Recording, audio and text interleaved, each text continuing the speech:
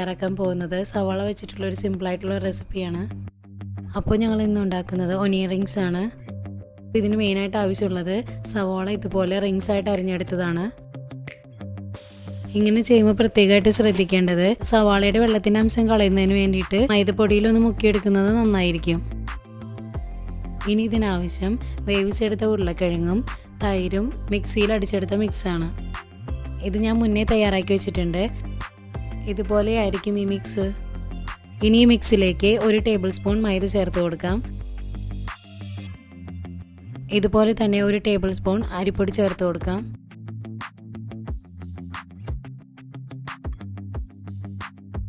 ഇതിലേക്ക് കോൺഫ്ലോർ കൂടി ചേർക്കാം.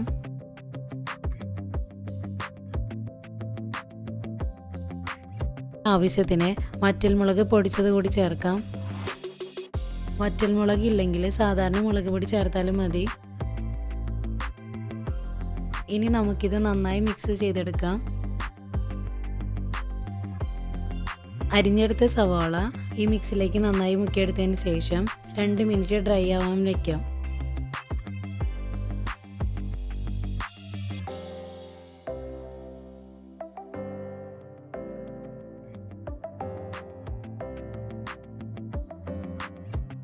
വറുത്തെടുക്കുന്നതിന് മുന്നേ ഇതൊന്ന് റസ്ക് പൊടിയിൽ മുക്കിയെടുക്കാം. ഇതിങ്ങനെ ചെയ്യുന്നത് കൂടുതൽ ക്രിസ്പി ആയിട്ട് കിട്ടുന്നതിന് വേണ്ടിയിട്ടാണ്. അപ്പോൾ ഇത് കൂടുതൽ ടേസ്റ്റി ആയിരിക്കും. ഇനി നമുക്കിത് വറുത്തെടുക്കാം. ഇങ്ങനെ ചെയ്യുമ്പോൾ ഹൈ ഫ്ലെയിമിലേക്കാൾ നല്ലത് ലോ ഫ്ലെയിമാണ്. അതുകൊണ്ട് തന്നെ സവാള നന്നായി വെന്ത് കിട്ടും.